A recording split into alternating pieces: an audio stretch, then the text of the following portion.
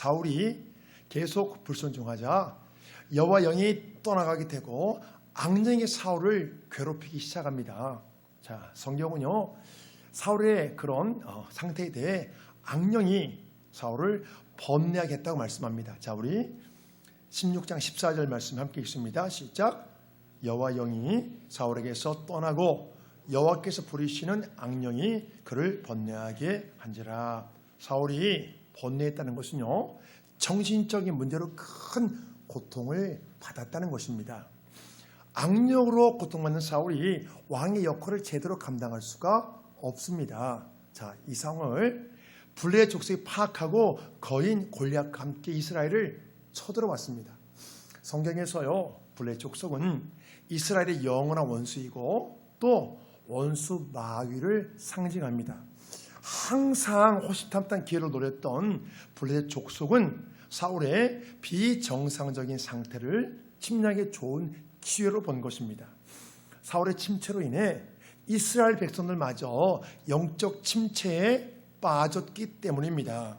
자, 여호와 영이 떠난 사울이 비참하게 되자 이스라엘 백성들도 큰 어려움에 봉착했습니다. 사랑하는 여러분, 이 세상에는요 내 눈에 전혀 보이지 않지만 실제로 존재하는 것들이 많습니다. 그렇죠? 내 눈에 보이지 않지만 실제로 존재하는 게 많아요. 공기도 내 눈에 안 보이잖아요. 존재하잖아요. 전파도 우리 눈에 안 보이잖아요. 존재하잖아요. 바람도 우리 눈에 안 보이잖아요. 존재하잖아요. 그와 마찬가지로 마귀와 그의 부하들인 악한 영들도 내 눈에 전혀 보이지 않지만 실제로 존재합니다. 이 시대 특히 정신적인 문제가 많잖아요. 정신적인 문제로 고통받는 사람이 참 많아요. 이 시대 참 안타까워요. 네, 그런 문제가 많다는 것은요 악한 세력이 더욱 득세한다는 것입니다. 이 모든 것은요 주님 오실 날이 점점 가까워지고 있다는 확실한 증거입니다. 성경을 보면 마지막 때에는 악한 세력이 더욱 득세할 거라고 말씀하기 때문입니다. 우리가 여러분 시대를 분별하셔야 돼요. 이 시대가 여러분 너무 악하거든요. 네. 결국 이게 주님 오실 날 가까워지고 있다는 여러분 그 확실한 증거입니다. 자, 이 마지막 때를 우리가 과연 어떻게 감당해야 될지 그 방법에 대해 성경은 이렇게 말씀합니다. 자, 베드로전서 4장에 나오는 말씀 시작. 만물의 마지막이 가까이 왔으니 그러므로 너희는 정신을 차리고 근신하여 기도하라. 영원한 원수 블레셋 족속이 끊임없이 이스라엘 백성들을 노렸던 것처럼 원수 마귀는 창세기 때부터 지금까지 하나님의 자녀들을 노립니다. 때로 시험하고 때로 유혹하며 단숨에 무너뜨릴 기회만 보고 있습니다. 우리가 항상 주의해야 될 것은요 영적 침체기입니다. 영적 침체기. 사람의 겉모습은 멀쩡해 보여도요 내부적으로 심각한 침체를 겪을 수 있습니다. 문제는요 내가 영적 침체를 겪고 있다는 것을 그 누구보다 원수 마귀가 먼저 알아채고 계속 집요하게 공격한다는 것입니다. 이게 여러분 무서운 사실이에요. 어쩌면 원수 마귀는 나보다 더 먼저 알 수도 있어요.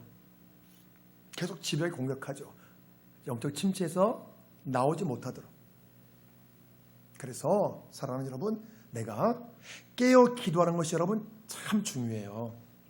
이 기도가 최선의 방어이자 최고의 공격입니다. 우리가 단 한시도 영적 침체를 겪지 않도록 여러분 계속 깨어 있어야 돼요. 한 번 침체를 겪잖아요. 여러분 빠져나오기가 쉽지 않아요. 한 번 슬럼프 갔다 오잖아요. 몇 달, 몇 년 그냥 슉 올라가 버려요. 그냥. 그렇습니다. 우리가요 비록 내 육체는 점점 낡아져 가지만 내 영혼은 날마다 새로워지는 것이 여러분 마땅하기 때문이에요. 그래서 말씀하잖아요. 나의 겉사람 낡아지나 우리 속사람 날로 새롭게 되는구나. 자, 우리 고린도후서 4장에 나오는 말씀 함께 선포해요. 시작. 우리의 겉사람은 낡아지나 우리의 속사람은 날로 새로워지도다. 사랑하는 여러분, 우리가 날마다 이 말씀을 선포할 수 있었으면 좋겠습니다. 나의 겉사람 낡아지나 나의 속사람 날로 새롭게 되는도다. 날로 새롭게 되는도다. 그래야 위로를 받잖아요. 몇 년 전보다 주름이 많아지고 흰머리가 늘어가 머릿속이 빠지고 몸에 근육은 빠지고 이런 모습이 안타까워질 수 있잖아요. 우리가요. 내가 늙어가는 허리도 아프고 무릎도 아프고 그게 다가 아니에요. 나의 속사람은 날마다 새로워지는구나. 그렇게 우리가 위로를 받으셔야 되죠. 자, 사울의 침체로 인해 이제 빈틈이 보이자 불의 족속은 골리앗을 앞세워 국경지로 더 가까이 이제 다가왔습니다. 자, 오늘 본문 4절 말씀이요. 시작. 불의 사람들의 진영에서 싸움을 도우는 자가 왔는데 그 이름은 골리앗이요 가드 사람이라 그의 키는 6규빗 한 뼘이요. 자, 성경 그 당시 골리앗의 모습에 대해 이제 상세히 말씀해 줍니다. 자, 거인 골리앗이요 키가 3m예요. 이걸 이제 우리나라 그 현재 이걸 치수한 사람이요. 그리고 머리에는 이제 그 다음에 쭉 설명이 되거든요. 머리에는 노투구를 썼고 그의 몸에는 비늘 갑옷을 이제 입었는데 그 갑옷의 무게만 무려 60kg입니다. 60kg. 그리고 그의 이제 다리에는 놋 각반을 쳤고 그의 어깨에는 놋 단창을 메었고 그리고 그가 이제 창을 휘두르거든요. 그 창이 긴데 그 창 끝에 달린 그 쇠가 있거든요. 그 쇠의 무게만 무려 7kg입니다. 사랑하는 여러분, 이 모습을 한번 상상해 보세요. 천하무적 장수예요. 천하무적. 3m. 마치 영화에 나오는 천하무적 장수 같아요. 자, 자신의 온몸을 빈틈없이 무장한 상태에서 그게 다가 아니에요. 또 방패를 든 자까지 그 앞에 세웠습니다. 방패를 든 자. 그러니까 적은 다가오지 못하게 자기는 긴 창으로 적을 탁 찌르는 거예요. 사람을. 누가 상대했어요? 골리앗을. 이 골리앗이 무장한 모습에 대해 성경에서 이토록 상세히 말씀해 주는 것은요. 뭐를 의미할까요? 다윗과 골리앗의 이야기가 정확한 역사적 사실이라는 것입니다. 역사적 사실. 이게 신화 이야기가 아니에요. 역사적 사실이에요. 사실 이 골리앗을 인간적으로 상대해서 무너뜨린다는 것은 거의 불가능합니다. 그걸 말해요. 사람의 방법을 못 이겨요. 그 못 이긴다는 걸 말합니다. 완전 무장했기 때문에. 이길 수가 없어요. 사람이. 인간의 힘으로는. 인간의 힘으로는 우리가 원수 마귀를 이길 수 없다는 것을 상징합니다.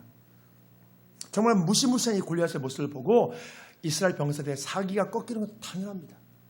못 이겨요. 이 뒤에 상황을 보면 이 골리앗 이스라엘이 그토록 모욕해도 40일을 모욕하거든요.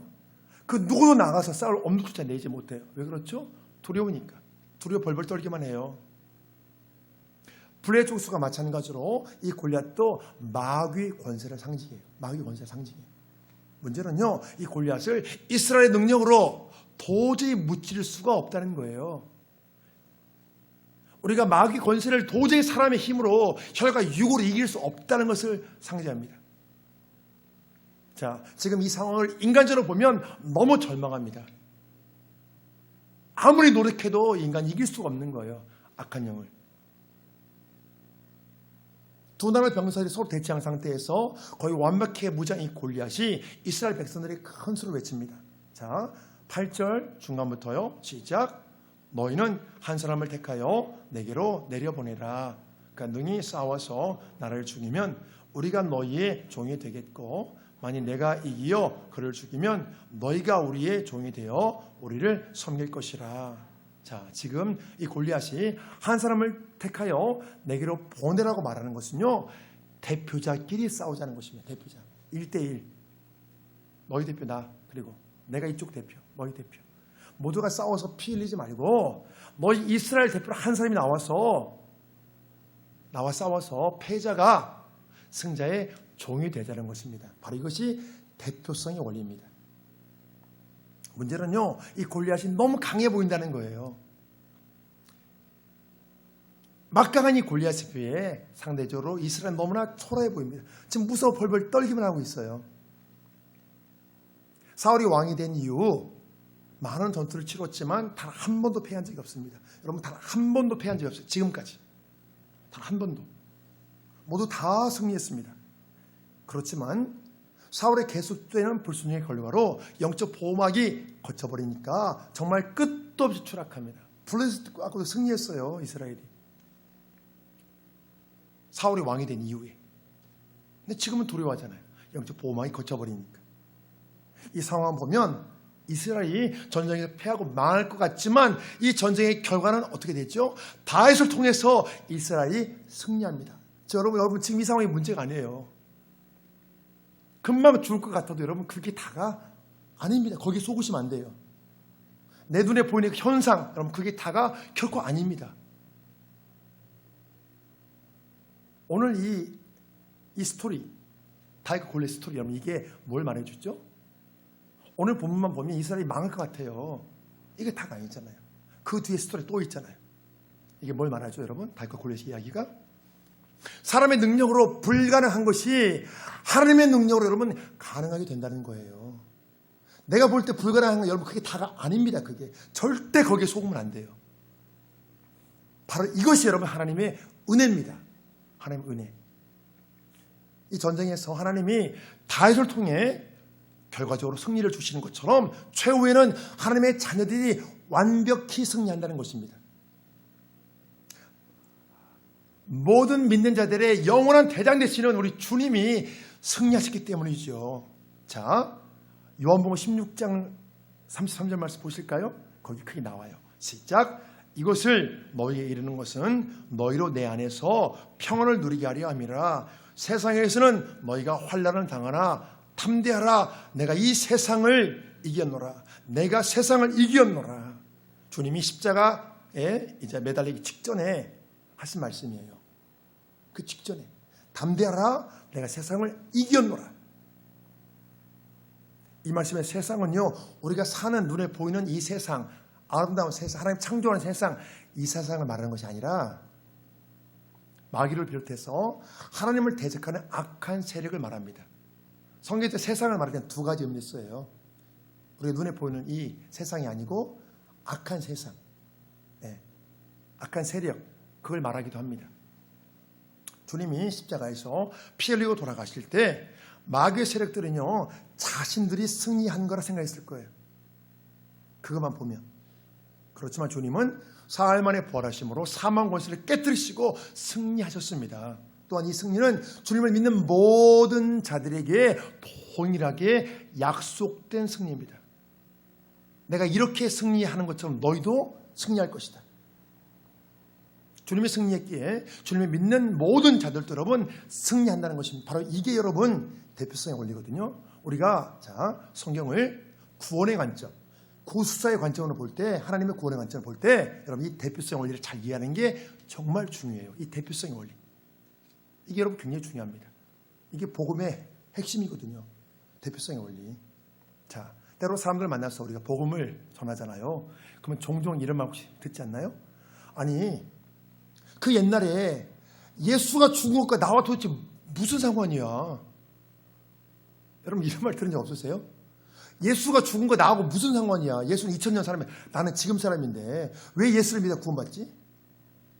그런 말 하나 있어요, 여러분. 사람이 또 말합니다. 아니, 아담이 선할 거를 먹은 것도 나와 뭔 관계야 그게? 아담과 나와. 그런 말 해요, 사람들이.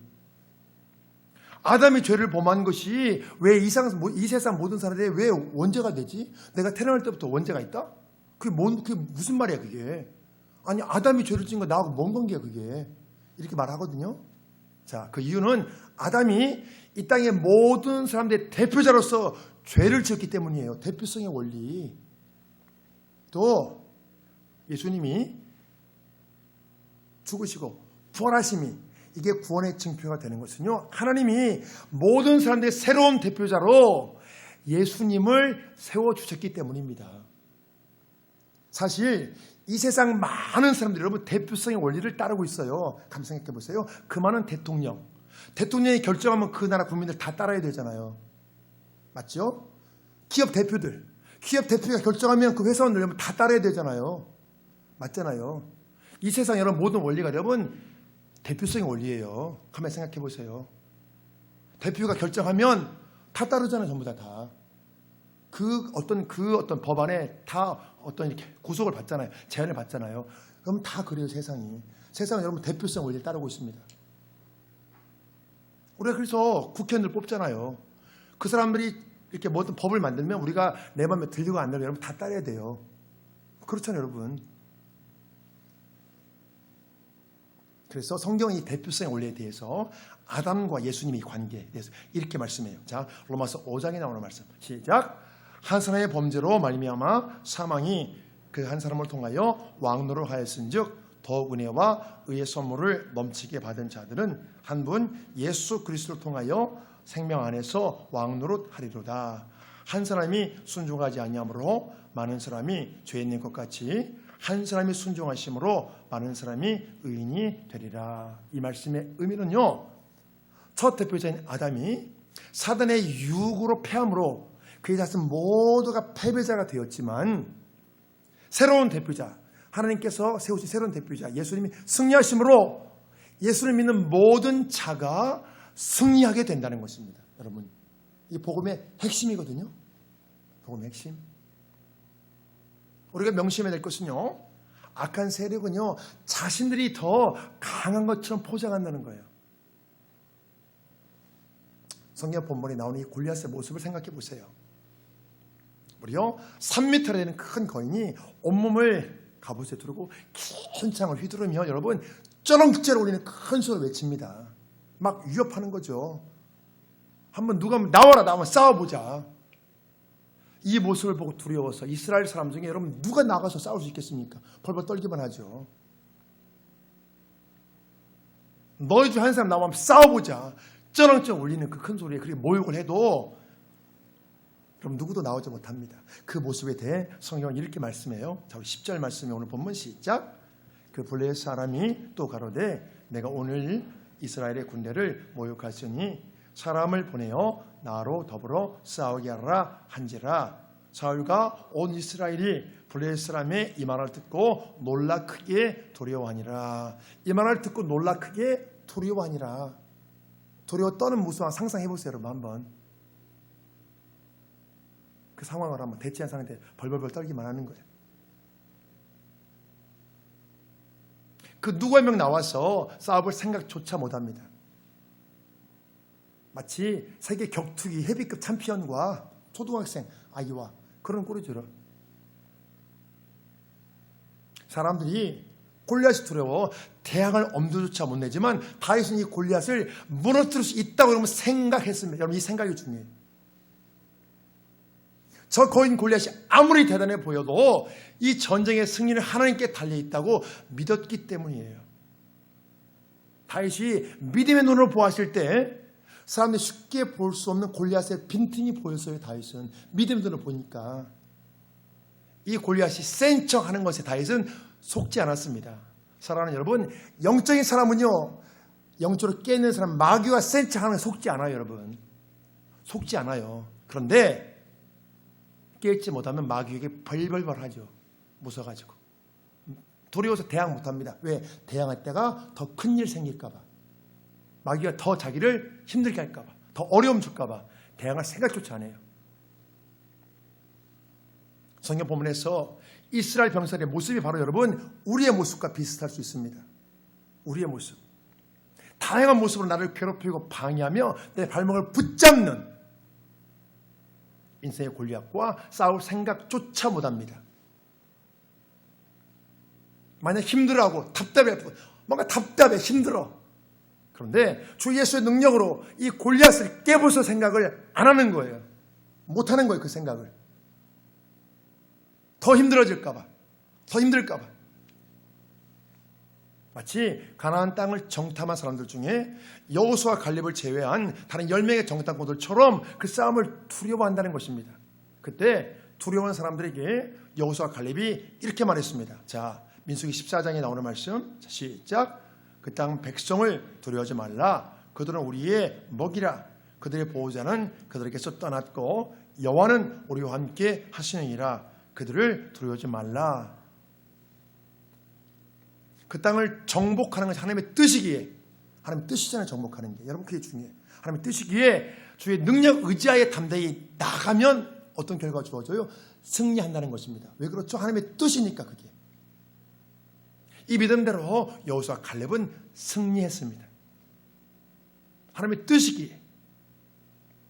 우리가 인생을 살다 보면 그냥 놓아두어야 할 것이 여러분 있죠. 그냥 분명히 그냥 놓아둘 것이 있습니다. 그렇지만 여러분 맞서 싸워야 하는 게 또 있습니다. 이걸 잘 분별하는 게 중요하죠.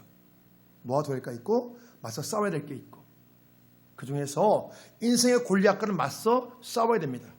왜 싸워야 되죠?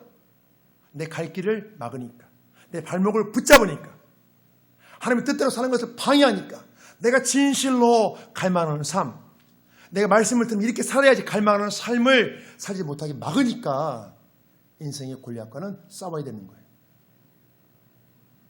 이 싸움이 혈과 육의 싸움처럼 보일 수도 있지만 그 실상은 여러분 대부분 영적 싸움이에요. 이게 공중 권세 잡은 악한 영들과의 싸움입니다. 이게 이 악한 영들이 다양한 방법으로 장난을 치며 내 영혼이 진실로 갈망하는 삶, 말씀을 듣고 이렇게 살고 싶다 하는 그 삶을 방해합니다.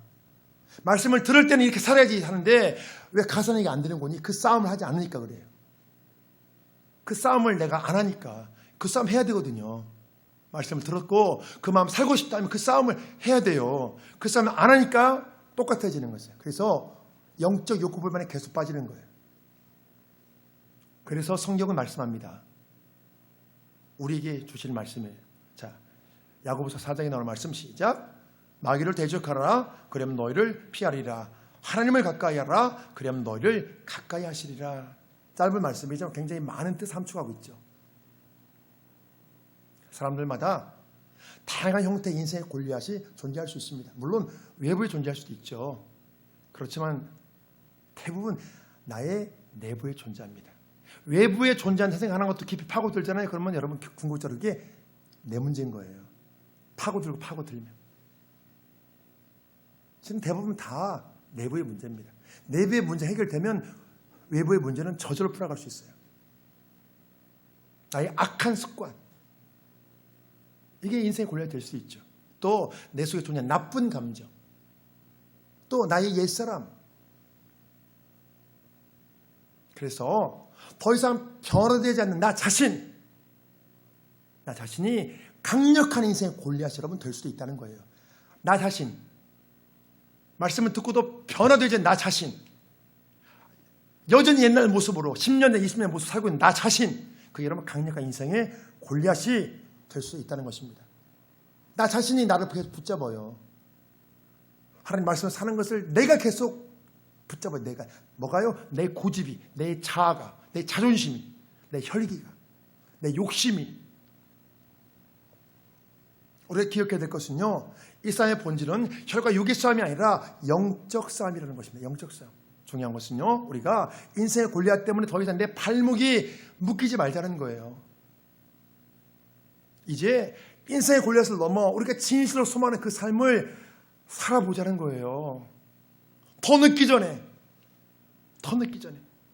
말씀을 듣고 수없이 결심했던 그 삶, 그토록 원했던 그 삶을 이제 진짜로 한번 여러분 살아보자는 거예요.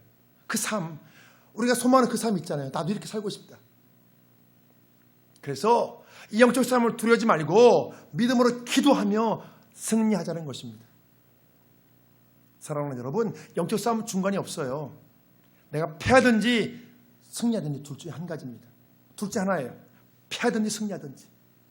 그래서 영적 싸움에서 여러분 뒤로 물러설 곳이 없습니다. 뒤로 물러설 곳이 없는 영적 싸움이에요. 끝장을 봐야 돼요. 시작했으면 내가 패하든지 승리하든지 둘 중 하나이기 때문에. 성경 본문에서도 만일 이스라엘의 골리앗을 패하면 어떻게 될까요? 종이 되는 거예요. 종이. 마찬가지로 영적 싸움에 내가 패하면 마귀의 종이 되고 죄의 종이 됩니다. 마귀에게 종노릇하고 죄에게 종노릇하는 거예요. 사람들이 주님을 믿으면서도 마귀에 끌려가고 죄에 끌려가는 이유는 뭔지 아세요? 자신의 육체를 복종시키지 않기 때문이에요. 우리가 이 싸움에 승리하려면요, 무엇보다 내 육체를 쳐서 복종시켜야 됩니다. 악한 습관, 나쁜 감정, 욕심, 이것들이 막잖아요. 알면서도 못하는 이유들은 그런 거거든요. 내 악한 습관들, 나쁜 감정들, 내 욕심들. 하나님 뜻은 알겠어. 이렇게 알아. 근데 욕심이 하기 싫어. 영적 싸움은요, 마귀와 싸움 이전에 여러분 먼저 나 자신과의 싸움이에요. 잘 기억하세요. 나 자신과 싸움에서 우리가 나 자신을 뛰어넘지 못하잖아요. 백전백패하는 거예요. 알지만 않잖아요. 우리가 알지만 내가 하지 않는 거거든요. 뭐 때문에? 내 욕심 때문에, 내 나쁜 감정 때문에, 나 악한 습관 때문에. 나 자신과 싸움에 이겨야 그 다음에 여러분 마귀를 이길 수 있는 거예요. 자, 이 문제에 대해 성경은 이렇게 말씀합니다. 자, 갈라디아서 5장에 나오는 말씀 시작. 너희는 성령을 쫓아 행하라. 그리하면 육체의 욕심을 이루지 아니하리라. 육체의 소욕은 성령을 거스리고 성령의 소욕은 육체를 거스리나니 이 둘이 서로 대적함으로 너희가 원하는 것을 하지 못하게 하려 함이라. 내 마음으로는 하나님의 법을 원하면서도 내 육체는 죄의 법을 따르는 이 문제에 대해 성경은요, 오직 성령을 쫓아 행하라고 말씀합니다. 오직 성령을 쫓아 행하라. 오직 성령을 쫓지 않으면 우리가 계속 내 마음으로는 하나님의 법을 따르면서도 내 육체는 죄의 법을 따라간다는 것입니다. 그렇습니다. 우리가 인생의 골리앗을 무너뜨리고 영적 싸움에서 승리하기 위해서는 오직 성령을 쫓아 행하는 것 외에 다른 방법이 없습니다. 다윗처럼 성령 충만하여 완전히 성령의 사람으로 변화되면요, 성령의 능력으로 능히 인생의 골리앗을 우리가 잘 통과할 수 있습니다. 사랑하는 여러분, 제가 어제 토요일까지 해서 40일 금식 기도를 주의 은혜 안에서 무사히 잘 마쳤습니다. 마음으로 격려해 주시고 기도해 주신 우리 세연 가족 모든 분들에게 제가 마음을 담아 감사의 마음을 전합니다. 자, 이 금식 기간 동안 가장 힘들었던 것은요, 먹고 싶은 욕망이었습니다. 나 자신을 쳐서 복종시키는 것이 너무 힘들었어요. 단지 김치찌개 한 그릇이 그토록 먹고 싶어요. 여러분, 눈물이 났습니다. 계속 울면서 했어요.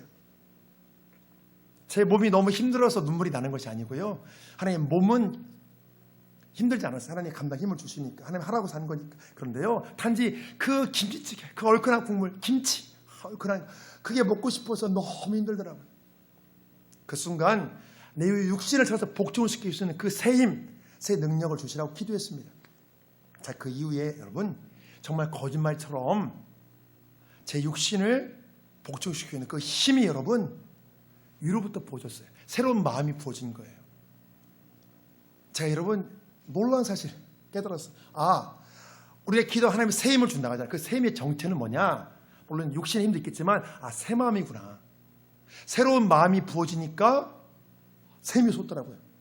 너무 먹고 싶어서 힘들었는데 하나님이 새 마음을 주시니까 이것을 내가 다룰 수 있는, 그 욕망을 절제할 수 있는, 여러분, 그 마음이 부어지니까 이게 더 이상 힘들지 않더라고요. 그래서 매 시간마다 새 힘을 공급받아, 새 마음을 공급받아 모든 과정을 무사히 잘 마쳤습니다. 자, 제가 한계 지점에서 깨달은 것은요, 여러분, 크게 두 가지입니다.